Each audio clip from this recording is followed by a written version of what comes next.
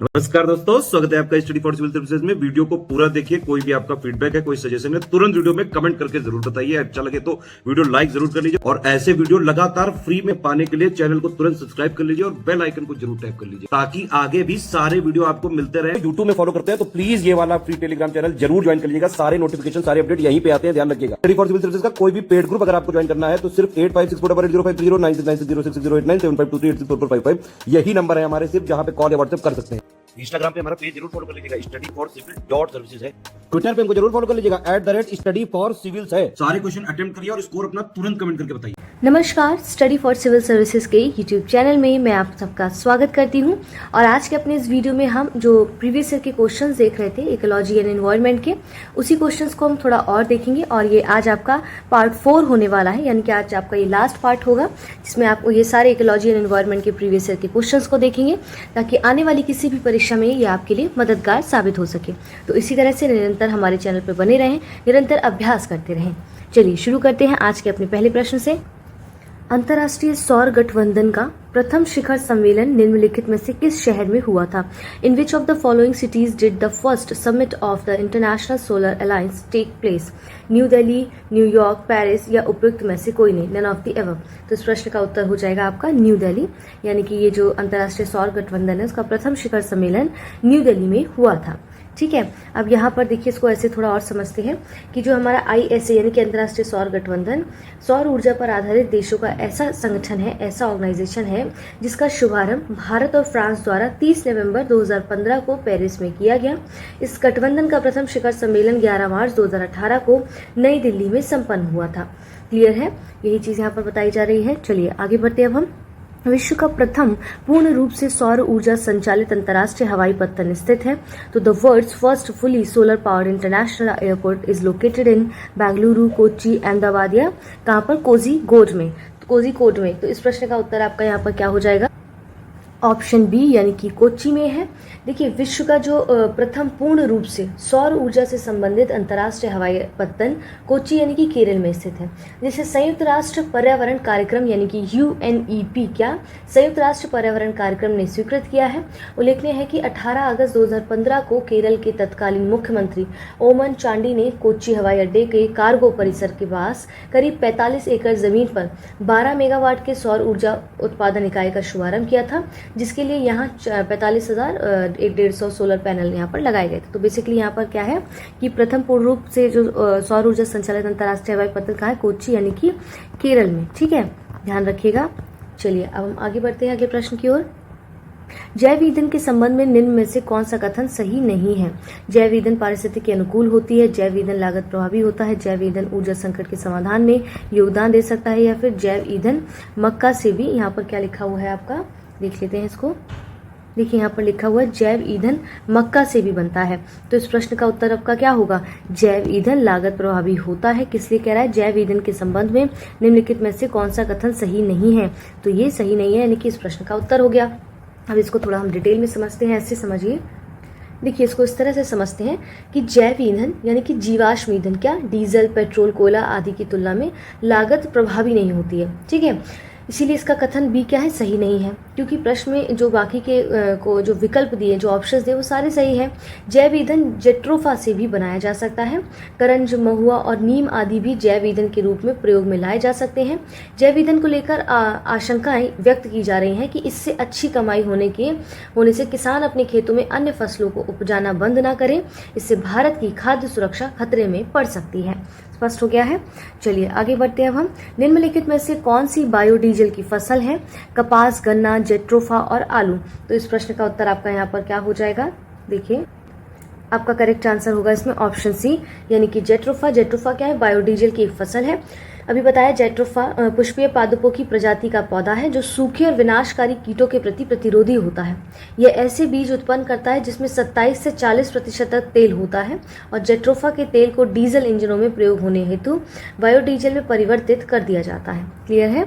चलिए आगे बढ़ते हैं। निम्नलिखित में से कौन सा ईंधन न्यूनतम पर्यावरण प्रदूषण उत्पन्न करता है? हाइड्रोजन, पावर, अल्कोहल और पेट्रोल और संपीड़ित प्राकृतिक गैस। तो इस प्रश्न का उत्तर क्या हो जाएगा यहाँ पर? देखिए, ऑप्शन ए यानी कि हाइड्रोजन। तो ईंधन न्यूनतम पर्यावरण प्रदूषण उत्पन्न करता है वो है हाइड्रोजन। जब हाइड्रोजन, यहाँ पर समझिए कि यहाँ पर क्या कह रहा है कि पर्यावरण प्रदूषण उत्पन्न करता है ईंधन कौन सा, तो हाइड्रोजन करता है। तो जब हाइड्रोजन हवा में जलती है तो ये ऑक्सीजन के साथ संयुक्त रूप से जल का निर्माण करती है। ये प्रक्रिया में ऊर्जा की बड़ी मात्रा यानी कि 150 किलो जूल प्रति ग्राम उन्मुक्त होती है। अपने उच्च बल्कि उच्चतम ऊर्जा प्रदायक मान के कारण हाइड्रोजन प्रदूषण रहित क्या होता है, प्रदूषण रहित उत्कृष्ट ईंधन के रूप में कार्य करती है। ठीक है।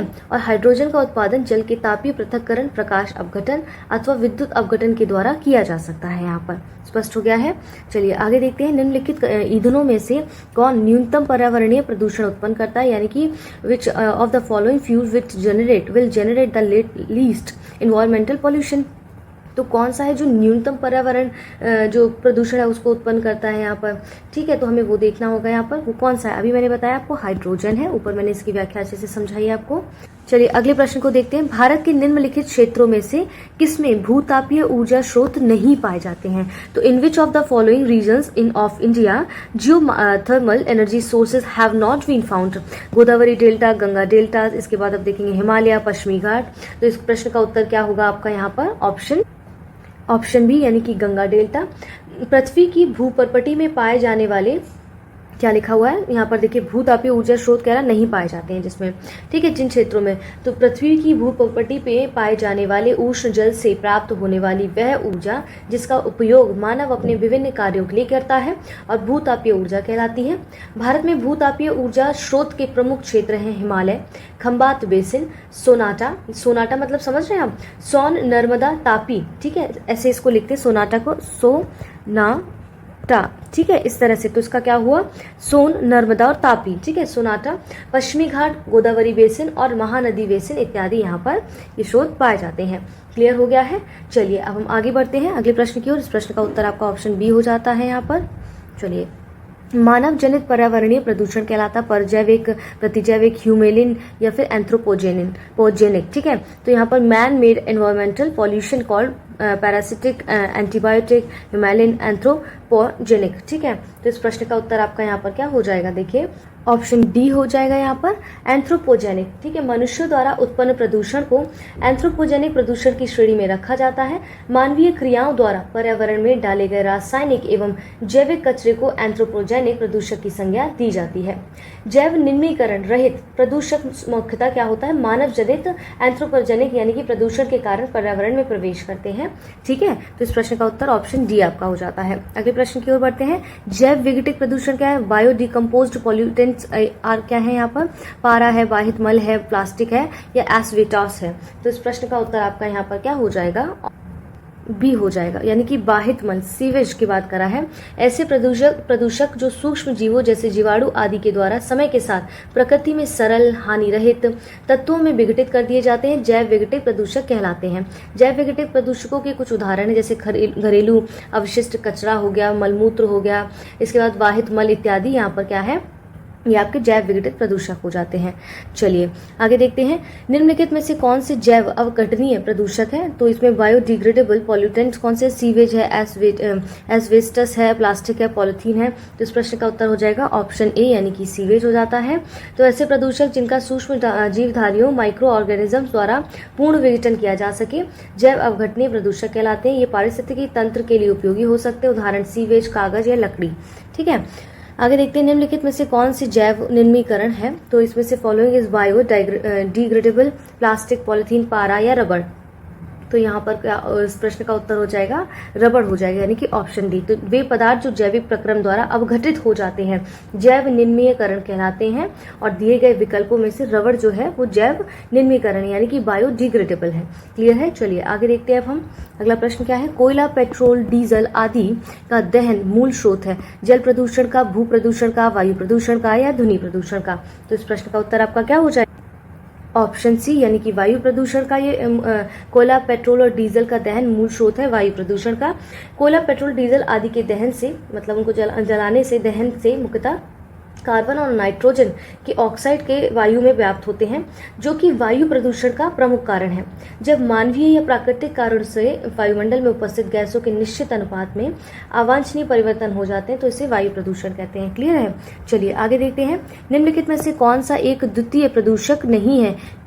पैन यानी कि PAN स्मोक, फिर आप देखते हैं सल्फर डाइऑक्साइड या फिर ओजोन। तो कौन सा है जो द्वितीय प्रदूषक इसमें से नहीं है पूछा है, तो आपका कौन सा इस प्रश्न का उत्तर हो जाएगा? यहाँ पर देखिए ऑप्शन सी यानी कि सल्फर डाइऑक्साइड इस प्रश्न का उत्तर हो जाएगा।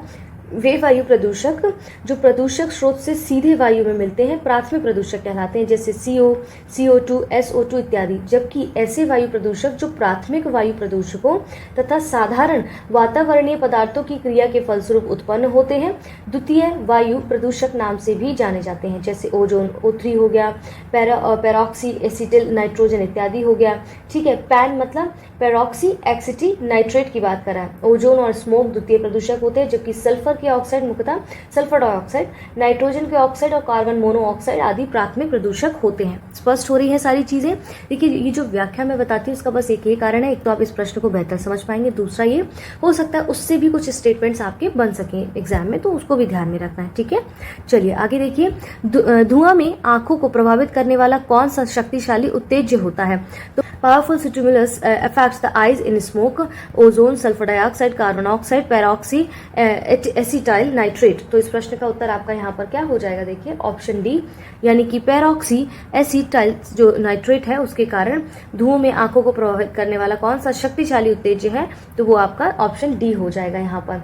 ठीक है, इसको ऐसे समझते हैं कि जो पेरोक्सी एसिटाइल नाइट्रेट प्रकाश रासायनिक धुएं में उपस्थित एक द्वितीय प्रदूषक है जो आंखों में जलन और उत्तेजना पैदा करता है। यह आंखों को प्रभावित करने वाला एक शक्तिशाली उत्तेज्य होता है।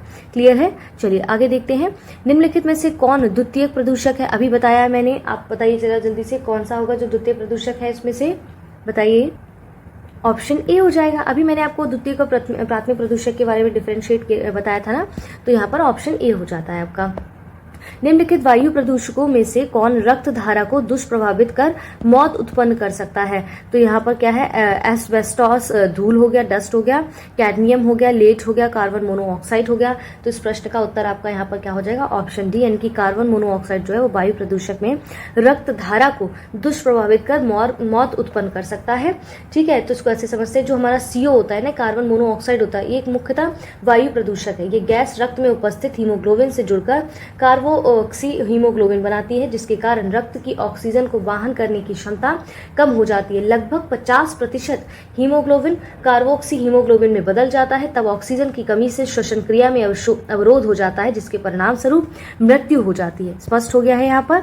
अगले प्रश्न की ओर बढ़ते हैं। चलिए अब हम देखिए, निम्नलिखित में से कौन सा वायु प्रदूषक ऑक्सीजन की अपेक्षा अधिक शीघ्रता से रक्त के हीमोग्लोबिन में घुल जाता है? Pan, carbon dioxide, carbon monoxide या ओजोन? तो इस प्रश्न का उत्तर हो जाएगा आपका ऑप्शन सी यानी कि कार्बन मोनोऑक्साइड। ये एक हानिकारक गैस होती है। बेसिकली जब ये हमारे फेफड़ों में प्रवेश करती है तो रक्त में हीमोग्लोबिन की कमी हो जाती है। यह गैस हीमोग्लोबिन अणुओं से ऑक्सीजन की तुलना में 240 गुना से 300 गुना अधिक तेजी से संयुक्त हो जाती है, जिस कारण वायु में पर्याप्त ऑक्सीजन होने पर भी सांस लेने में कठिनाई होती है और ये घुटन महसूस होने लगती है और ये बहुत ही हानिकारक वायु प्रदूषक होता है। क्लियर है? चलिए आगे बढ़ते हैं अब हम अगले प्रश्न की ओर। निम्नलिखित में से कौन सी एक वायु प्रदूषक गैस है और जीवाश्म ईंधन के ज्वलन स्वरूप उत्पन्न होती है? Hydrogen, nitrogen, oxygen, sulphur dioxide?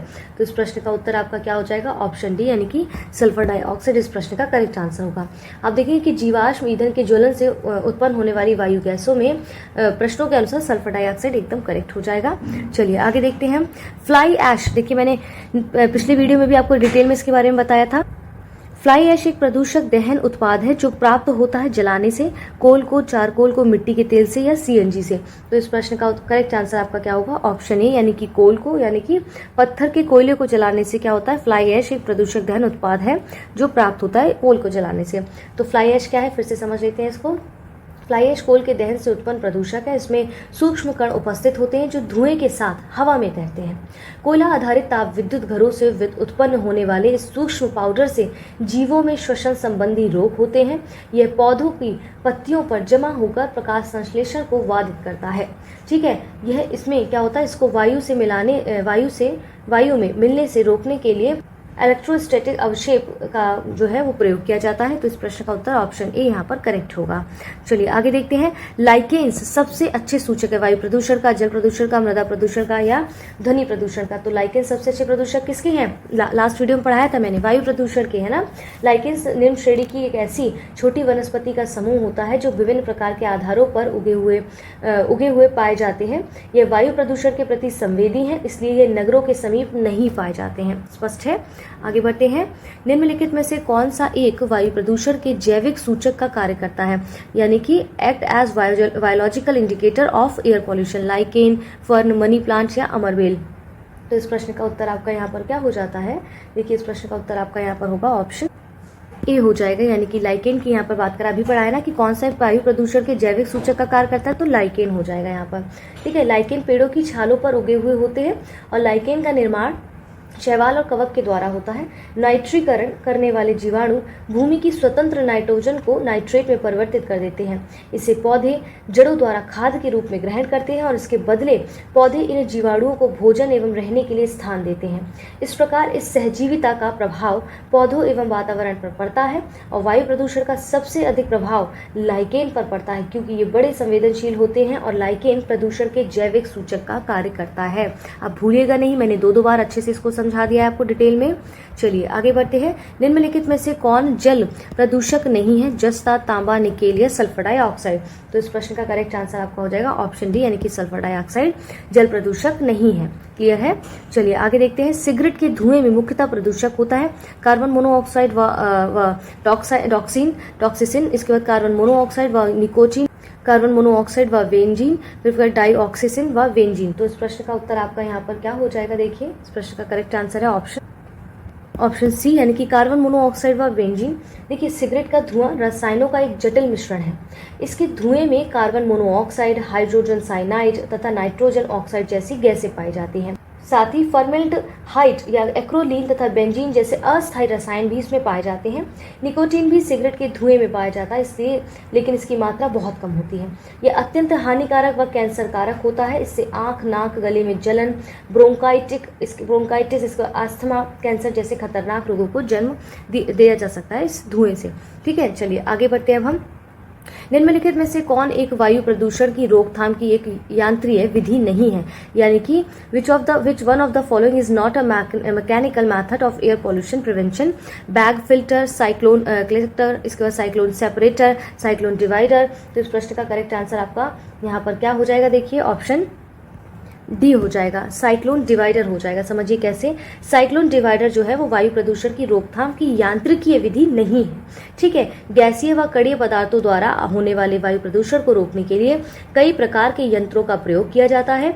कारखानों की चिमनियों से निस्सृत धुएं और कालिक के साथ मिश्रित कणकीय पदार्थों को अलग करने के लिए प्रयोग किए जाने वाले विशिष्ट फिल्टर को बैग फिल्टर कहते हैं। क्लियर हो गया है? चलिए आगे देखते हैं, अगला प्रश्न क्या है आज का हमारा।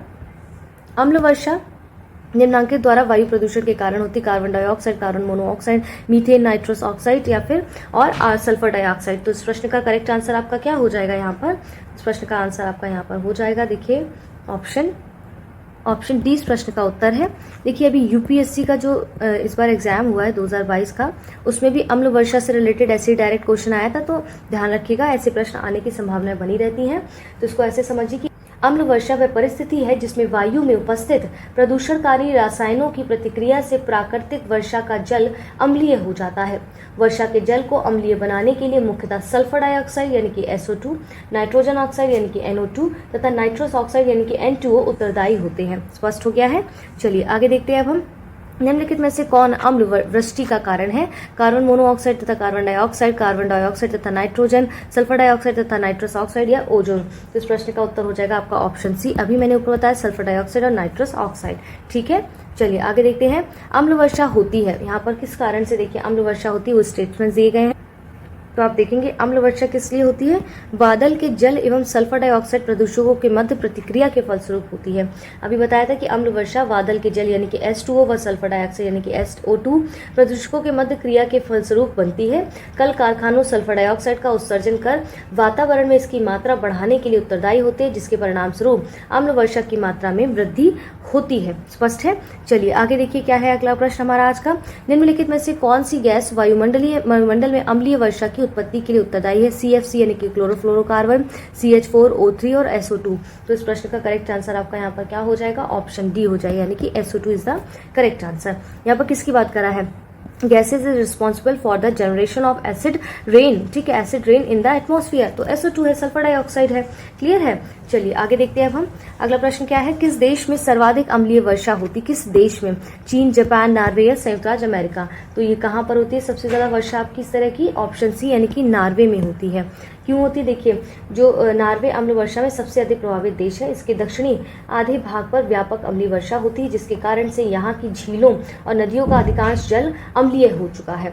ठीक है, तो यहाँ पर ये देखिए बहुत पुराना प्रश्न है। ये तो पुराने क्योंकि हम लोग क्या है प्रीवियस ईयर के क्वेश्चंस को डिस्कस करें तो ये काफी पुराना प्रश्न है। तो यहाँ पर आप बताइएगा कि वर्तमान में कौन सा ऐसा देश है जिसमें सर्वाधिक अम्लीय वर्षा होती है वर्तमान में? यदि आपको पता है तो आप हमें बताइएगा। चलिए आगे बढ़ते हैं अब हम अगले प्रश्न की ओर। अम्ल वर्षा से निम्नलिखित देशों में से कौन क्षतिग्रस्त होते हैं? कनाडा, फ्रांस, नॉर्वे या जर्मनी? तो नीचे दिए गए कोड की सहायता से सही उत्तर हमें चुनना है। तो क्षतिग्रस्त कौन से देश हैं इसमें से? तो इस प्रश्न का आपका उत्तर हो जाएगा यहाँ पर ऑप्शन बी यानी कि 1 और 3 यानी कि कनाडा और नॉर्वे है। ठीक है, करंट में अगर आपको कुछ पता है तो यहाँ पर हमें कमेंट बॉक्स में बता दीजिएगा जरा, ताकि सबका ही अपडेट हो जाए और आपको भी सीखने का एक मौका मिल सके। चलिए, औद्योगिक मलबे से सर्वाधिक रासायनिक प्रदूषण होता है। यहाँ पर इंडस्ट्रियल डेब्रिज जो cause the most chemical pollution, जैसे कि leather industry, paper industry, Ryan industry यानी कि और वस्त्र उद्योग यानी कि क्लोथिंग इंडस्ट्री। तो इस प्रश्न का उत्तर आपका यहाँ पर क्या हो जाएगा? देखिए ऑप्शन ए यानी कि चमड़ा उद्योग। तो औद्योगिक मलबे से सर्वाधिक रासायनिक प्रदूषण चमड़ा उद्योग से होता है। जल प्रदूषण या मृदा प्रदूषण के लिए प्रमुख रूप से यही उद्योग उत्तरदायी भी होता है। क्लियर है? निम्नलिखित में से कौन एक वायु प्रदूषण से संबंधित नहीं है? स्मॉग, अम्ल वर्षा, यूट्रोफिकेशन, एस्बेस्टोसिस है। तो इस प्रश्न का करेक्ट आंसर आपका क्या हो जाएगा? ऑप्शन सी यानी कि यूट्रोफिकेशन जो है वो वायु प्रदूषण से संबंधित नहीं है। क्यों? जल में पोषण तत्वों की अधिकता भी जीवों के ऊपर प्रभाव डालती है। जल में जब जैविक और अजैविक दोनों प्रकार के पोषक तत्वों की वृद्धि हो जाती है तो इस घटना को सुपोषण या न्यूट्रोफिकेशन कहते हैं। ठीक है, यही चीज आपको यहाँ पर बताई गई है। चलिए आगे देखिए। भूमिगत जल को दूषित करने वाले अजैविक प्रदूषक हैं, यानी कि inorganic pollutants that contaminate ground water are bacteria, शैवाल यानी कि एल्गी, इसके बाद आता है आर्सेनिक, इसके बाद आता है आपका वायरस यानी कि विषाणु। तो इस प्रश्न का करेक्ट आंसर आपका यहाँ पर क्या हो जाएगा? देखिए ऑप्शन सी यानी कि आर्सेनिक होगा यहाँ पर करेक्ट आंसर इस प्रश्न का। आइए, किसी जल क्षेत्र में BOD की अधिकता संकेत देती है कि उसका जल खनिज प्राप्त कर रहा है, गैस प्राप्त कर रहा है, सीवेज से प्रदूषित हो रहा है या एट्रोफिक की बात कर रहा है यहाँ पर। तो इस प्रश्न का करेक्ट आंसर है ऑप्शन सी, यानी कि किसी जल क्षेत्र में BOD की अधिकता संकेत देती है कि उसका जल सीवेज से प्रदूषित हो रहा है। बीइंग पॉल्यूटेड बाय सीवेज, ये मैंने लास्ट वीडियो में आपको यहाँ पर अच्छे से बताया। चलिए, आपने अगर वो देखा तो बताइए कि यहाँ पर BOD क्या है। ठीक है, चलिए आगे बढ़ते हैं अब हम। नदी जल में जल प्रदूषण के निर्धारण के लिए घुली हुई मात्रा मापी जाती है, क्लोरीन की, नाइट्रोजन की, ओजोन की या ऑक्सीजन की। तो इस प्रश्न का करेक्ट आंसर आपका यहाँ पर क्या होगा? करेक्ट आंसर है आपका ऑक्सीजन की। नदी जल में जल प्रदूषण के निर्धारण के लिए घुली हुई मात्रा मापी जाती है ऑक्सीजन की। क्लियर है? चलिए, गंगा नदी में BOD सर्वाधिक मात्रा में पाया जाता है। ये जो मैंने ऊपर पूछा आपसे, हरिद्वार और कानपुर के मध्य, देखिए किसमें पाया जाता है वो हमें यहाँ पर ध्यान देना है बेसिकली। देखिए यहाँ पर BOD सर्वाधिक मात्रा पाया जाता है गंगा बेसिन में, तो कहाँ पर आप देखेंगे? स्पेशली ये कानपुर और इलाहाबाद के मध्य में आपको देखने को मिलेगा। ठीक है, अब BOD की सर्वाधिक मात्रा गंगा नदी में कानपुर इलाहाबाद के मध्य पाया जाता है, लेकिन कानपुर से गंगा नदी में भारी मात्रा में प्रदूषित पदार्थ डाले जाने के कारण यहाँ BOD अधिक हो जाता है। देखिए, चलिए BOD का फुल फॉर्म समझ लीजिए, बाकी आप हमें बताइएगा कि बायोलॉजिकल ऑक्सीजन डिमांड होता है BOD, यानी कि जल प्रदूषक मापने की एक इकाई है। देखिए, मैंने इतना बता दिया। अगर इसके अलावा आपको कुछ पता है तो BOD के बारे में आप कमेंट बॉक्स में बताइएगा। ऊपर भी मैंने आपसे 2-3 बार पूछा है। चलिए निम्न में से कहाँ आर्सेनिक द्वारा जल प्रदूषण सर्वाधिक है? हरियाणा में, राजस्थान में, मध्य प्रदेश में या पश्चिम बंगाल में? तो इस प्रश्न का करेक्ट आंसर आपका हो जाएगा ऑप्शन डी। तो यहाँ पर ऑप्शन डी हो जाएगा। देखिए ये जो डाटा इसमें दिए प्रश्न जो है ना, ये पुराने हैं। जैसे कहाँ आर्सेनिक द्वारा जल प्रदूषण सबसे अधिक है, क्या आप हमें बता सकते हैं वर्तमान में ये कहाँ पर है, किस जो है वो राज्य में है? ठीक है, चलिए आगे देखिए। अपने प्रदूषकों के कारण निम्न में से कौन सी नदी जैविक मरुस्थल कहलाती है? यमुना, पेरियार, दामोदर, महानदी? तो इस प्रश्न का उत्तर क्या हो जाएगा यहाँ पर?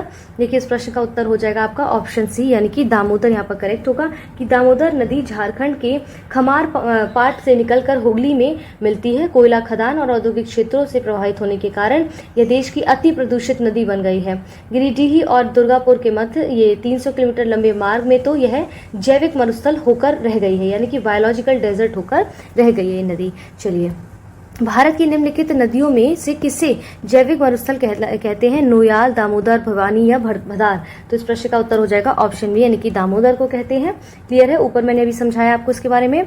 नौकनी संलक्षण उत्पन्न होता है, यानी कि नौकनी जो सिंड्रोम है वो अराइज होता है पारा के प्रदूषण से, सीसा के प्रदूषण से, संख्या के प्रदूषण से या फ्लूओराइड के प्रदूषण द्वारा? तो इस प्रश्न का उत्तर आपका क्या हो जाएगा यहाँ पर?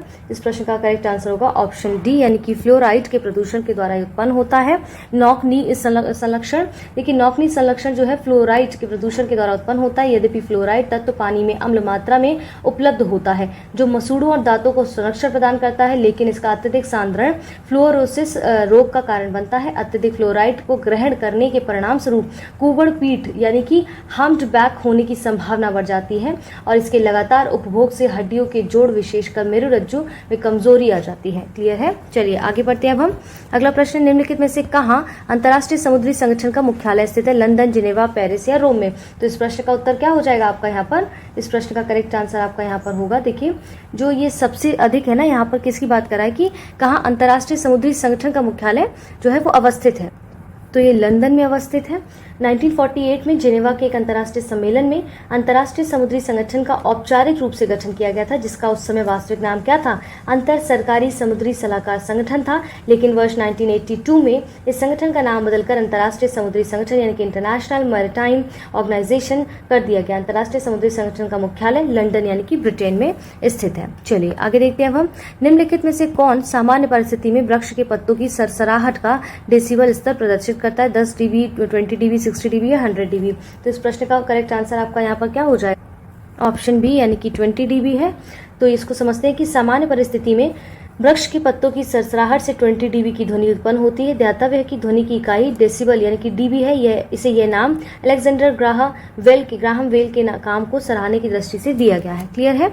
चलिए आगे देखते हैं। ध्वनि प्रदूषण को मापने हेतु निम्नलिखित में से किस इकाई का प्रयोग किया जाता है? अभी मैंने बताया था आपको किस उपयोग का प्रयोग किया जाता है ध्वनि प्रदूषण के लिए? डेसिबल का प्रयोग किया जाता है, क्योंकि ऊपर में क्या पड़ता है, डीबी की बात कर रहा है। तो इस प्रश्न का करेक्ट आंसर ऑप्शन बी हो जाता है। चलिए आगे बढ़ते हैं। निम्नलिखित कथनों पर हमें विचार करता है। कथन एक कह रहा है मृदा प्रदूषण औद्योगिक प्रदूषण की अपेक्षा अधिक खतरनाक होता है। कारण आर कहता है उर्वरक और कीटनाशक भोजन की श्रृंखला में प्रवेश करता है। निम्न कूट की सहायता से सही उत्तर का चयन करना है हमें। तो इस प्रश्न का उत्तर हमारा यहाँ पर क्या होगा? ऑप्शन ए हो जाएगा, यानी कि ए और आर दोनों सही है। आर ए की सही व्याख्या करता है। उर्वरक के पीड़कनाशी और कीटनाशी और शाकनाशी मृदा के प्राकृतिक, भौतिक और रासायनिक और जैविक गुणों को नष्ट करके मृदा को बेकार कर देते हैं। रासायनिक उर्वरक मृदा के सूक्ष्म जीवों को नष्ट कर देते हैं। ये जीव मृदा में नाइट्रोजन परिवर्तन का कार्य करते हैं। ये अनुर्वरता में वृद्धि करते हैं तथा मृदा की जलधारण क्षमता को घटा देते हैं। इसके कुछ अंश फसलों में चले जाते हैं जो मानव के लिए मंद विष का कार्य करते हैं। क्लियर है? चलिए आगे बढ़ते हैं हम अगले प्रश्न की ओर। पॉलिथीन की थैलियों को नष्ट नहीं किया जा सकता क्योंकि वे बनी होती हैं, किससे बनी होती हैं? पॉलिथीन की बात कर रहे हैं यहाँ पर। ऑप्शन सी, यानी कि पॉलीमर से बनी होती हैं। देखिए जो पॉलिथीन होती है मुख्यतः कार्बन और हाइड्रोजन के अणुओं से मिलने के से बनता है। ठीक है, ये C2H4 का पॉलीमर क्या होता है? बहुलक होता है। पॉलिथीन में एथिलीन के अणु आपस में इस प्रकार जुड़े होते हैं कि उनका जैविक रूप से अपक्षय नहीं हो पाता है और यही कारण है कि प्लास्टिक की थैलियां उपयोग के बाद फेंके जाने पर स्वतः नष्ट नहीं होती हैं और पर्यावरण प्रदूषण का कारण बनती हैं। क्लियर है? अगले प्रश्न की ओर बढ़ते हैं। निम्नलिखित में से किसके क्षय होने में सबसे अधिक समय लगता है? तो अभी जैसे हमने पढ़ा है किसमें समय लगता है सबसे अधिक? तो पॉलिथीन के थैले, प्लास्टिक का थैला यहाँ पर इस प्रश्न का करेक्ट आंसर हो जाएगा। चलिए, भोपाल में यूनियन कार्बाइड फैक्ट्री से जो गैस रिस्क गई थी वह कौन सी गैस थी? बहुत ही चर्चित मुद्दा रहा था ये। अगर आपने नहीं सुना है तो इसके बारे में जाके अच्छे से देखिए। इस प्रश्न का करेक्ट आंसर आपका यहाँ पर क्या हो जाएगा?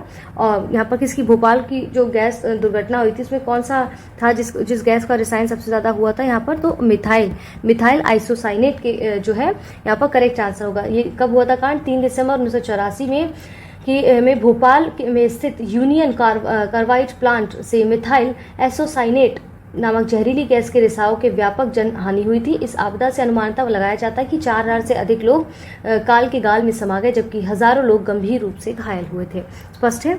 चलिए आगे देखिए। भोपाल गैस दुर्घटना का कारण था मिथाइल, यहाँ पर देखिए क्या है ऑप्शन इसका, मिथाइल आइसोसाइनेट का रिसाव। अभी मैंने ऊपर पढ़ाया आपको डिटेल में। चलिए आगे बढ़ते हैं हम। नाभिकीय ऊर्जा का उपयोग प्राय कारक है वायु प्रदूषण का, जल प्रदूषण का, ऊष्मीय प्रदूषण का या ध्वनि प्रदूषण का? तो क्या होगा इसका करेक्ट आंसर? ऑप्शन सी यानी कि ऊष्मीय प्रदूषण का। नाभिकीय ऊर्जा का उपयोग प्रायः ऊष्मीय प्रदूषक का कार्य विभिन्न उत्पादक संयंत्रों में विभिन्न रिएक्टरों के अतितापन के निवारण के लिए नदी एवं तालाबों के जल का उपयोग किया जाता है और शीतलन की प्रक्रिया के फलस्वरूप गर्म हुआ जल पुनः जल स्रोतों में गिराया जाता है। इस तरह से गर्म जल के जल स्रोतों के जल के ताप में हानिकारक वृद्धि होती है। इसे ही ऊष्मीय प्रदूषण कहा जाता है। क्लियर है? चलिए आगे बढ़ते हैं हम अगले प्रश्न की ओर। यूरो उत्सर्जन नियम उत्सर्जन के मानक है और ये वाहन से उत्सर्जन के लिए सीमा निर्धारित करने के पैकेज प्रदर्शित करते हैं। निम्नलिखित गैसों में कौन इसके अंतर्गत आच्छादित है? तो इस प्रश्न का करेक्ट आंसर आपका यहाँ पर क्या हो जाएगा? देखिए ऑप्शन, देखिए इस प्रश्न का उत्तर होगा और सारे ऑप्शंस करेक्ट है, यानी कि all of the above. Carbon dioxide, hydrogen और नाइट्रोजन ऑक्साइड, ये सभी इस प्रश्न के करेक्ट आंसर हो जाएंगे। चलिए आगे देखते हैं। यूरो 2 मानकों को पूरा करने के लिए अति अल्प सल्फर डीजल में सल्फर की मात्रा क्या होनी चाहिए? तो इस प्रश्न का करेक्ट आंसर होगा ऑप्शन ए, यानी कि 0.05% या उससे कम होनी चाहिए। ठीक है, समझ गए ना आप? चलिए अब हम आगे देखते हैं। अगला प्रश्न है, स्वचालित वाहन निर्वातक का सबसे अविषालु धातु प्रदूषक है कॉपर, लेड, कैडमियम या मरकरी? तो इस प्रश्न का करेक्ट आंसर क्या हो जाएगा आपका? ऑप्शन क्या होगा करेक्ट आंसर? ऑप्शन बी, यानी कि लेड है। यहाँ पर स्वचालित वाहनों में एंटी नॉकिंग एजेंट के रूप में लेड यानी कि सीसा का प्रयोग किया जाता है। धातु धुएं के साथ विमुक्त से लेड सबसे अविषालु धातु प्रदूषक होते हैं। लेड के कारण केंद्रीय तंत्रिका तंत्र, मस्तिष्क, पाचन तंत्र इत्यादि प्रभावित होते हैं। ध्यान रखिएगा, ये सब प्रश्न पूछे गए हैं कई बार। आगे देखते हैं। निम्नलिखित में से कौन सा सही सुमेलित नहीं है? एक यहाँ पर देखिए पॉल्यूटेंट्स और दिए गए, उसके डिसीज दिए गए, यानी कि एक तरफ ये प्रदूषक है, दूसरी तरफ यहाँ पर बीमारी है। पारा बीमारी, मिनीमाता, कैडमियम रोग, itai itai nitrate iron blue baby syndrome. तो इस प्रश्न का करेक्ट आंसर आपका यहाँ पर क्या हो जाएगा? देखिए यहाँ पर करेक्ट आंसर है आपका ऑप्शन डी, यानी कि इसमें से डी इसमें यहाँ पर मिसिंग है, इसको यहाँ पर लिख देती। तो डी क्या है आपका? यहाँ पर फ्लोराइड, क्या है? फ्लोराइड है। ठीक है, इसके बाद यहाँ पर इसका क्या रोग है? अपच की बात कर रहा है यहाँ पर। ठीक है, तो इस प्रश्न का करेक्ट आंसर क्या होगा? ऑप्शन डी हो जाएगा। देखिए फ्लोराइड आयन की अधिकता से दांतों की बीमारी जैसे फ्लोरोसिस कहा जाता है होती है। इस बीमारी में दांतों का बाह्य आवरण यानी कि इनेमल जो होता है वो प्रभावित हो जाता है और दांतों में पीलापन आ जाता है। क्लियर है? देखिए अगला प्रश्न है, हवा में तैरते हुए श्वसनीय क्या कह रहा है? The size of microscopic particles floating in the air is, श्वसनीय सूक्ष्म कणों का आकार होता है। तो इस प्रश्न का करेक्ट आंसर आपका यहाँ पर क्या हो जाएगा? देखिए इस प्रश्न का करेक्ट आंसर आपका यहाँ पर हो जाएगा। पहले हम कथन पढ़ लेते हैं कि 7 माइक्रोन से अधिक, 6 माइक्रोन से अधिक, 5 माइक्रोन से अधिक या 5 माइक्रोन से कम। ऑप्शन डी, यानी कि 5 माइक्रोन से कम होता है। श्वसनीय सूक्ष्म कण वे कण होते हैं जो कम से कम इतने छोटे हों कि श्वसन के दौरान फेफड़े में प्रवेश कर सके। 5 माइक्रोन से छोटे हवा में तैरते सूक्ष्म कण नासिका झिल्ली द्वारा रोके नहीं जा सकते और परिणाम स्वरूप ये श्वसन द्वारा फेफड़े में पहुंच जाते हैं और विभिन्न रोगों का कारण बनते हैं। ठीक है, चलिए आगे देखते हैं अब हम। इसमें क्या कह रहा है? इंसिनरेटर्स यानी कि भस्मकारी यंत्र का प्रयोग निम्नलिखित में से किसके लिए किया जाता है? तो इस प्रश्न का आपका करेक्ट आंसर यहाँ पर क्या होगा कि किसके लिए ये जो है इसका प्रयोग किया जाता है? तो ऑप्शन ए, यानी कि कूड़ा कचरा को जलाने के लिए इसका प्रयोग किया जाता है इस यंत्र का। टू बर्न गार्बेज की बात कर रहा है। तो यहाँ पर क्या है? इंसिनरेशन एक अवशिष्ट उपचार प्रक्रिया है जिसके तहत अवशिष्ट पदार्थों के दहन के माध्यम से उनमें शामिल कार्बनिक तत्वों को नष्ट किया जाता है। इस प्रक्रिया हेतु इंसिनरेटर्स का प्रयोग किया जाता है। करेक्ट है, आगे बढ़ते हैं अब हम। अगला प्रश्न हमारा क्या है? निम्नलिखित में से कौन जैविक संसाधन नहीं है? शुद्ध जल, कोयला, पेट्रोलियम या मछली? तो इस प्रश्न का करेक्ट आंसर आपका यहाँ पर क्या? शुद्ध जल हो जाएगा, यानी कि ऑप्शन ए यहाँ पर करेक्ट हो जाता है। चलिए आगे देखते हैं अब हम। पीने के पानी को शुद्ध करने के लिए निम्नलिखित गैसों में से किससे प्रयोग में लाया जाता है? सल्फर डाइऑक्साइड, क्लोरीन, फ्लोरीन या कार्बन डाइऑक्साइड? तो इस प्रश्न का करेक्ट आंसर आपका यहाँ पर क्या होगा? देखिए इस प्रश्न का करेक्ट आंसर आपका यहाँ पर हो जाएगा ऑप्शन ऑप्शन बी यानी कि क्लोरीन की बात यहाँ पर करा है। देखिए, जो पेयजल को जीवाणु रहित करने के लिए क्लोरीन गैस एवं ब्लीचिंग पाउडर का उपयोग किया जाता है। ध्यातव्य है कि क्लोरीन गैस जल शोधन के प्राथमिक चरण के जीवाणुओं को निष्क्रिय करने का कार्य भी करती है। क्लियर है? चलिए आगे देखते हैं। वाटर, यहाँ पर क्या कह रहा है, water prevention and control of pollution cess act has been enacted. तो कब आया था ये जो सेस ये एक्ट जो लागू हुआ? ऑप्शन सी यानी कि 1977 में। यहाँ पर देखिए, जो प्रिवेंशन एक्ट एवं कंट्रोल और पॉल्यूशन सेस एक्ट 1977 लागू किया गया। वर्तमान में यह अधिनियम पूरे भारत में या पूरे देश में लागू हो गया है। ठीक है। निम्नलिखित में से कौन जल को जीवाणु मुक्त करने के लिए प्रयुक्त होता है? ओजोन, क्लोरीन डाइऑक्साइड, क्लोरोमीन या उपयुक्त सभी। तो इस प्रश्न का करेक्ट आंसर आपका हो जाएगा यहाँ पर ऑप्शन डी यानी कि उपयुक्त सभी यहाँ पर करेक्ट होंगे।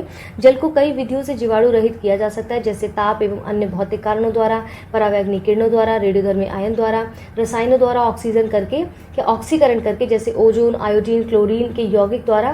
ठीक है, ये सब यहाँ पर करेक्ट हो जाता है। आइए अगला प्रश्न, निम्नलिखित में से किस वर्ष भारत सरकार द्वारा केंद्रीय गंगा प्राधिकरण का गठन किया गया है? तो इस प्रश्न का करेक्ट आंसर आपका यहाँ पर क्या हो जाएगा? सी होगा, 1985 होगा। क्लियर है? चलिए आगे देखते हैं अब हम।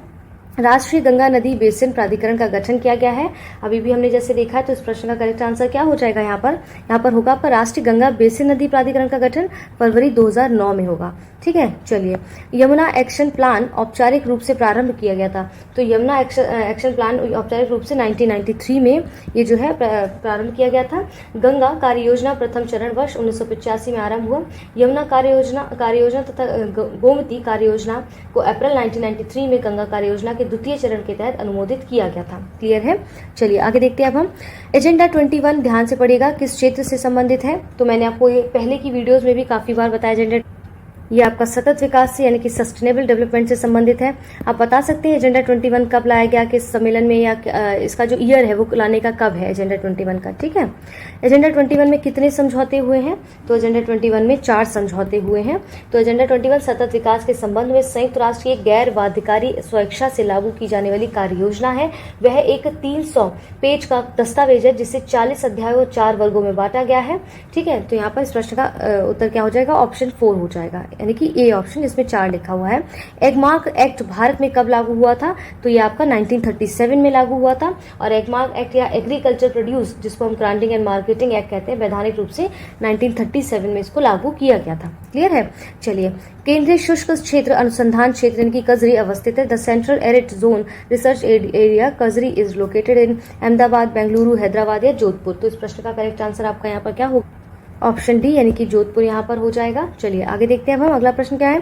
Indian institute of ecology and environment अवस्थित है न्यू दिल्ली, मुंबई, कोलकाता या तिरुवनंतपुरम में। तो इस प्रश्न का करेक्ट आंसर ऑप्शन ए यानी कि न्यू दिल्ली में अवस्थित है। Indian institute of ecology and environment new Delhi में अवस्थित है। इसकी स्थापना विश्व पर्यावरण दिवस यानी कि 5 जून 1980 को हुई थी।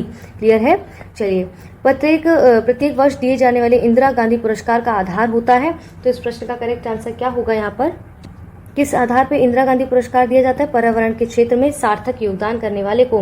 तो केंद्रीय पर्यावरण, वन एवं जलवायु परिवर्तन मंत्रालय द्वारा वर्ष 1987 में स्थापित इंदिरा गांधी पर्यावरण पुरस्कार पर्यावरण के क्षेत्र में सार्थक योगदान देने वाले संगठनों और व्यक्तियों को प्रदान किया जाता है। क्लियर है? चलिए, ग्लोबल 500 पुरस्कार प्रदान किया जाता है। तो ये किसको प्रदान किया जाता है? ग्लोबल 500 ये पर्यावरण प्रतिरक्षा के लिए प्रदान किया जाता है। क्लियर हो गया है? देखिए, ग्लोबल 500 जो है वो पुरस्कार 1987 में संयुक्त राष्ट्र पर्यावरण कार्यक्रम यानी कि यूएनईपी द्वारा शुरू किया गया था। यह पर्यावरण उपलब्धियों के लिए व्यक्तियों एवं संगठनों को वर्ष 2003 तक प्रदान किया गया।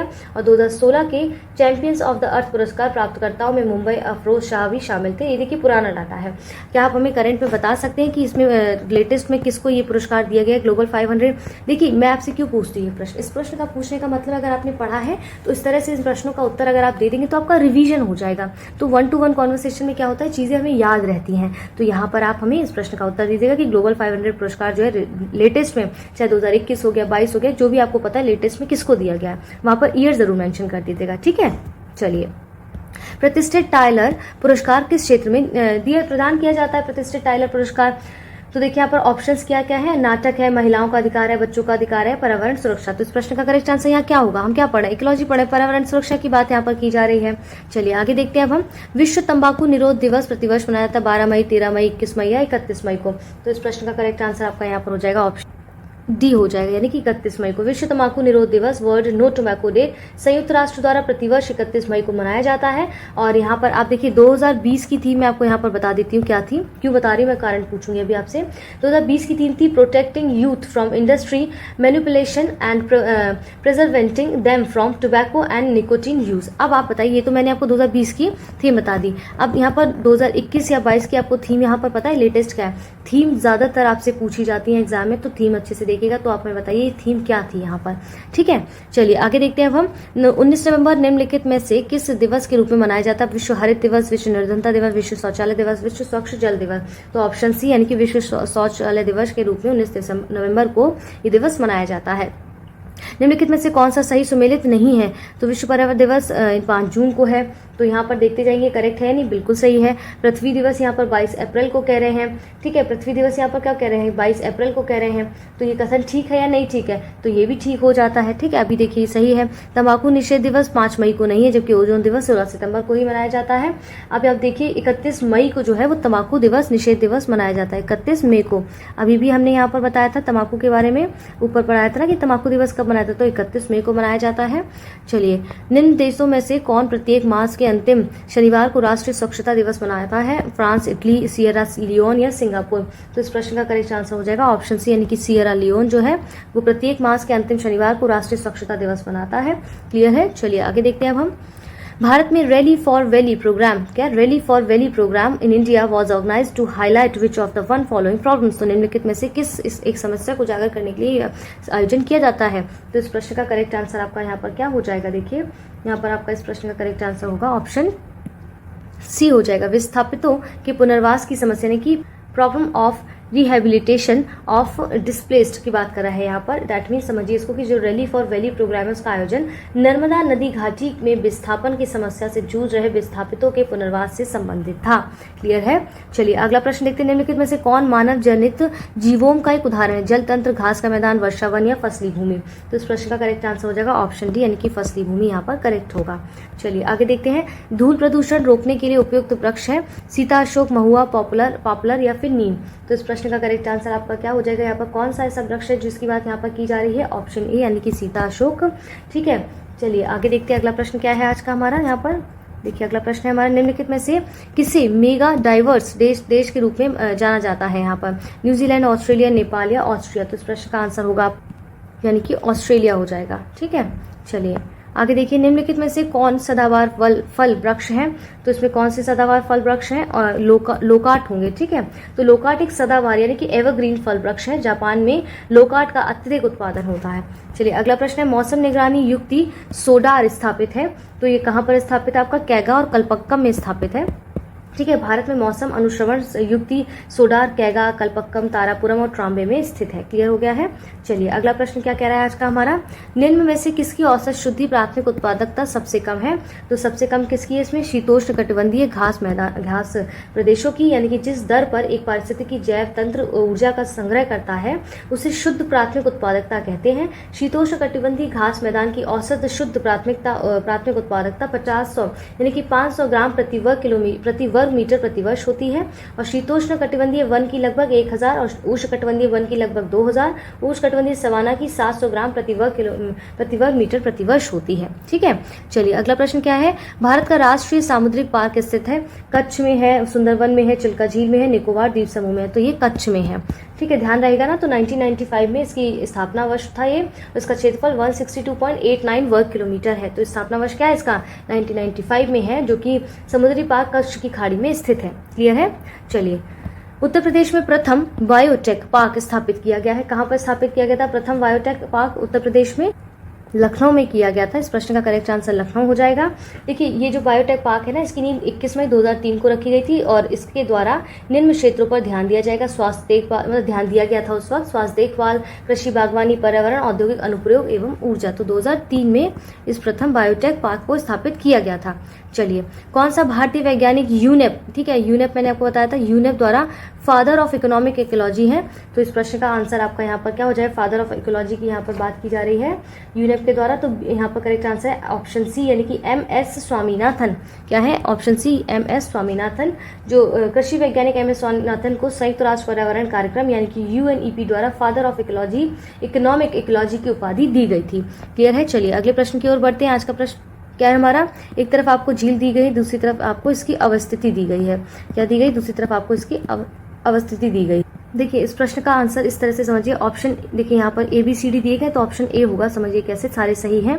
साला झील अरुणाचल प्रदेश, इसके बाद वड़खल झील हरियाणा, लोकटक झील मणिपुर और कालीवेली झील तमिलनाडु। ठीक है, तो ऑप्शन ए इस प्रश्न का करेक्ट आंसर हो जाएगा। ये देखिए इस तरह से दिया गया था, ऑप्शन ए इस प्रश्न का करेक्ट आंसर होगा। आगे देखते हैं अगले प्रश्न की ओर। यहाँ पर देखिए दो चीजें दी गई, एक तरफ आपको उसके राष्ट्रीय उद्यान दिए गए, दूसरी तरफ यहाँ पर उनके स्टेट्स दिए गए हैं। ठीक है, तो यहाँ पर इंद्रावती के सामने झारखंड, मोलेम के सामने हरियाणा, कलेसर गोवा, बेतवा छत्तीसगढ़। तो इस प्रश्न का उत्तर क्या हो जाएगा यहाँ पर, देखिए इस प्रश्न का उत्तर क्या होगा यहाँ पर, इसको समझिए, यहाँ पर क्या होगा, ऑप्शन ए हो जाएगा। इसको देखते हैं कैसे, इंद्रावती छत्तीसगढ़, इसके बाद बी का थी तरह मोलेम गोवा, फिर आप देखिए कि इसमें क्या है, कालेसर हरियाणा और बेतवा झारखंड है। तो ये जो नेशनल पार्क्स दिए गए हैं उनके स्टेट्स यहाँ पर, ये जो नेशनल पार्क है इन स्टेट्स में अवस्थित हैं। चलिए आगे देखते हैं। यहाँ पर आपको दिया निम्नलिखित घटनाओं को उनके प्रारंभ के कालानुक्रम में व्यवस्थित करना है। तो यहाँ पर क्या दिया गया है कि देखिए यहाँ पर क्या है, इसको इससे समझिए। देखिए पहले हम जान लेते हैं प्रोजेक्ट टाइगर कब आया था, ये 1973 में, प्रोजेक्ट हाथी 1992 में। ठीक है, फिर आता है वन्य जीव संरक्षण अधिनियम, मैंने लास्ट वीडियो में भी आपको वही सब पढ़ाया है, 1972 में। इसका जैव विविधता अधिनियम कब आया है, 2002 में आया है। तो कह रहा है सही उत्तर का चयन करना है, तो इस प्रश्न का क्रम क्या होगा, ऑप्शन सी हो जाएगा। क्लियर है। चलिए आगे देखते हैं। पारिस्थितिकी तंत्र के विभिन्न घटकों से होकर पोषक तत्वों का गुजरना कहलाता है। The movement of nutrient elements through the various compounds of an ecosystem is called biogeochemical cycle, biozoological cycle, ecological succession. ठीक है, इसके बाद बायोलॉजिकल साइकिल यानी कि जैविक चक्र। तो इस प्रश्न का करेक्ट आंसर आपका होगा जैव भू रासायनिक चक्र हो जाएगा यहाँ पर। ठीक है, आगे बढ़ते हैं अब हम अगले प्रश्न की ओर। भारत में मिट्टी बचाओ आंदोलन कहाँ से प्रारंभ हुआ था, ये लास्ट वीडियो 2-3 वीडियोज में आपको मैंने इसका बताया था। चलिए देखते हैं ये जो इसका करेक्ट आंसर क्या, इसका करेक्ट आंसर होगा आपका ऑप्शन डी, होशंगाबाद यानी कि मध्य प्रदेश में भारत में मिट्टी बचाओ आंदोलन प्रारंभ हुआ था। ये आंसर देखिए यहाँ पर गलत दिया गया है, इसका प्रश्न का उत्तर ऑप्शन डी होगा यहाँ पर। चलिए आगे बढ़ते हैं हम अगले प्रश्न की ओर। हरित ग्रह प्रभाव के अभाव में पृथ्वी का औसत तापमान होगा, ग्रीन हाउस इफेक्ट की बात कर रहा है, तो कितना होगा यहाँ पर, 18 डिग्री सेल्सियस, -18 डिग्री सेल्सियस। ठीक है, चलिए आगे देखते हैं। यहाँ पर पूछा समुदायों का पूर्ण चक्र जो क्रमशः एक निश्चित स्थान बदलता है कहलाता है पारिस्थितिकी अनुक्रम, सीयर या समुदाय गतिकी या जैव भार का पिरामिड। तो ये क्या कहलाता है यहाँ पर, सीयर कहलाता है, ऑप्शन बी यानी कि इस प्रश्न का उत्तर हो जाएगा। देखिए ये जो समुदायों का पूर्णक्रम जो क्रम है वो एक निश्चित स्थान पर बदलता है, इसीलिए उसे क्या कहा जाता है, सीयर कहते हैं। ठीक है, सीयर कहा जाता है उसको। ये देखिए ऑप्शन ठीक हो जाएगा, ऑप्शन बी। चलिए अगला प्रश्न क्या कह रहा है, निम्नलिखित में से कौन सा एक प्राकृतिक रूप से वायुमंडल में पाई जाने वाली ग्रीन हाउस गैस नहीं है। तो कौन सी नहीं है, नाइट्रोजन ऑक्साइड नहीं है यहाँ पर, बाकी की करेक्ट ऑप्शन है यहाँ पर। चलिए आगे देखते हैं। सामान्यतः पर्यावरण को निम्न प्रकार से वर्गीकृत किया जा सकता है, निम्नलिखित में कौन सा एक इस वर्गीकरण का अंश नहीं है। इस प्रश्न का करेक्ट आंसर आपका ऑप्शन ए हो जाता है। चलिए देखिए आगे कह रहा है द परिस्थितिकी संक्रमण अवधारणा का सर्वप्रथम प्रयोग किया गया एल्टन द्वारा, बेनेट द्वारा, वर्कले द्वारा या रेड्सडेल के द्वारा। तो ये बेनेट के द्वारा किया गया है। ठीक है, आगे देखिए इसमें क्या कह रहा है। अगला प्रश्न हमारा नेक्स्ट है कि निम्नलिखित में से कौन सा वैश्विक ताप वृद्धि यानी कि ग्लोबल वार्मिंग का प्रभाव है। तो यहाँ पर क्या होगा, इसमें देखिए समुद्र जल तक का बढ़ना, हिम नदी का पिघलना, बीमारियों का फैलना, प्रवाल वृद्धि का व्यंजन होना। तो सही उत्तर हमें चुनना है। आप देखेंगे कि जो ग्लोबल वार्मिंग है उसका प्रभाव इन सभी पर पड़ता है, तो ऑप्शन डी यानी कि 1, 2 एंड 3, 4 सारे ऑप्शन इसके करेक्ट हो जाते हैं। निम्नलिखित घटनाओं को कालानुक्रमिक क्रम में व्यवस्थित कीजिए और नीचे दिए गए कोड की सहायता से सही उत्तर चुनना है हमें। चलिए यहाँ पर क्या कह रहा है, ऑप्शन देखते हैं क्या क्या है। देखिए पहले हमें ये समझना है जैसे पृथ्वी शिखर सम्मेलन कब हुआ था, ये पर हुआ था ये जून 1992 में। ठीक है, इसके बाद देखेंगे ब्रटलैंड आयोजन रिपोर्ट का प्रकाशन कब लाया गया था, ये अप्रैल 1987 में। इसके बाद आप देखते हैं मॉन्ट्रियल प्रोटोकॉल का प्रवर्तन कब हुआ था, मॉन्ट्रियल प्रोटोकॉल का ये हुआ था आपका 1987 कब हुआ था, ये सितंबर में हुआ था, और यहाँ पर ये कब हुआ था, अप्रैल में हुआ था।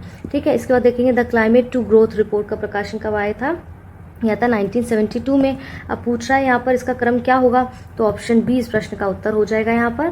ठीक है, इस तरह से इसका क्रम होगा। यहाँ पर माफ़ी चाहती हूँ, यहाँ पर ऑप्शन बी होगा, ना कि ऑप्शन ए होगा, क्योंकि क्रम अगर हम देखते हैं इन ईयर्स को देख के तो इसका सही क्रम क्या निकल के आ रहा है, यही निकल के आ रहा है, ऑप्शन बी है ना। चलिए आगे देखते हैं। राष्ट्रीय चंबल अभ्यारण्य निम्नलिखित में से किस राज्य का हिस्सा नहीं है, तो ये किस राज्य का हिस्सा नहीं है, उत्तर प्रदेश, मध्य प्रदेश, हरियाणा या राजस्थान। तो इस प्रश्न का करेक्ट आंसर होगा ऑप्शन सी, यानी कि हरियाणा का हिस्सा नहीं है। चलिए आगे देखते हैं। निम्नलिखित में से कौन सा एक वन प्राणियों के विलुप्तीकरण का प्रमुख कारण नहीं है, प्राकृतिक आवास का नष्ट होना, जंगलों में आग लगा देना, वन्य प्राणियों का अवैध वाणिज्यिक व्यापार, जनसंख्या की तीव्र वृद्धि। तो इस प्रश्न का करेक्ट आंसर ऑप्शन डी हो जाएगा। देखिए वैसे ही बोला गया कि विलुप्ति का प्रमुख, देखिए यहाँ पर अब कुछ लोग कहेंगे कि नहीं मैम जनसंख्या वृद्धि होगी तो भाई वो भी तो अपना जो है निवास स्थान ढूंढेंगे, वो वहाँ रहने के लिए घर बनाएंगे, ये सब चीजें करेंगे, तो क्या होगा, वन प्राणियों की विलुप्ति का एक होगा कि वो वहां से प्राकृतिक आवास जिनका उसका धीरे धीरे नष्ट होना शुरू हो जाएगा। ठीक है, बेसिकली यही कह रहा है, लेकिन ध्यान दीजिए क्या कह रहा है कि वन प्राणियों की विलुप्ति का कारण का प्रमुख कारण नहीं है, ये सब तो प्रमुख कारण, लेकिन ये इनमें से इसका प्रमुख कारण नहीं है। ठीक है, चलिए इसके बाद हम क्या देखते हैं यहाँ पर। चलिए इसी के साथ यहाँ पर आपके सारे प्रश्न यहाँ पर समाप्त हो जाते हैं, यानी कि आज आपका ये इकोलॉजी एनवायरनमेंट के जितने भी प्रीवियस ईयर के क्वेश्चन थे, यूपीपीसीएस के रिलेटेड जो क्वेश्चंस पूछे गए थे, वो सभी क्वेश्चंस हमने यहाँ डिस्कस कर लिए हैं। आने वाली आपकी जो आगामी परीक्षा है यूपीपीसीएस की, उस सब उनके लिए आपको wish all the very best. अच्छे से एग्जाम दीजिएगा, हर क्वेश्चन को जो पूछा गया संभल कर ठहर कर पढ़िएगा, अपने आप में आत्मविश्वास बनाए रखिए, एक दिन आप भी जरूर कहीं ना कहीं जल्दी से जल्दी सेलेक्ट होंगे। और इसी के साथ अपना ध्यान रखिए स्वास्थ्य का, क्योंकि स्वस्थ शरीर में ही स्वस्थ मस्तिष्क निवास करता है बेसिकली। तो चलिए इसी के साथ आप सब अपना हमारी वीडियोस का जो है वो लाइक कर दीजिए, हमारी वीडियोस को शेयर करिए, हमारे चैनल को सब्सक्राइब करिए। पेड ग्रुप से संबंधित अगर कोई जानकारी चाहिए है तो आप इन नंबर्स पर हमें संपर्क कर सकते हैं, और अधिक जानकारी के आप इन्हें कॉन्टैक्ट करिए। और यदि आप ये ग्रुप नहीं ज्वाइन करना चाहते हैं तो आप हमारा टेलीग्राम जो फ्री ग्रुप है वो ज्वाइन कर सकते हैं, जिसमें आपको सब कुछ फ्री, पिक्चर्स हो गया एग्जाम से रिलेटेड, फ्री क्विज हो गया, फ्री यूट्यूब वीडियो हो गया, वो सब आपको वहाँ पर उपलब्ध होती रहेंगी। सब्सक्राइब करेंगे चैनल तो आपको नई वीडियोस जो आएंगी वो उनका नोटिफिकेशन सही समय पे मिलता रहेगा, तो सही समय पे चीज़ों का रिवाइज होता रहेगा। चलिए इसी के साथ जय हिंद, जय भारत।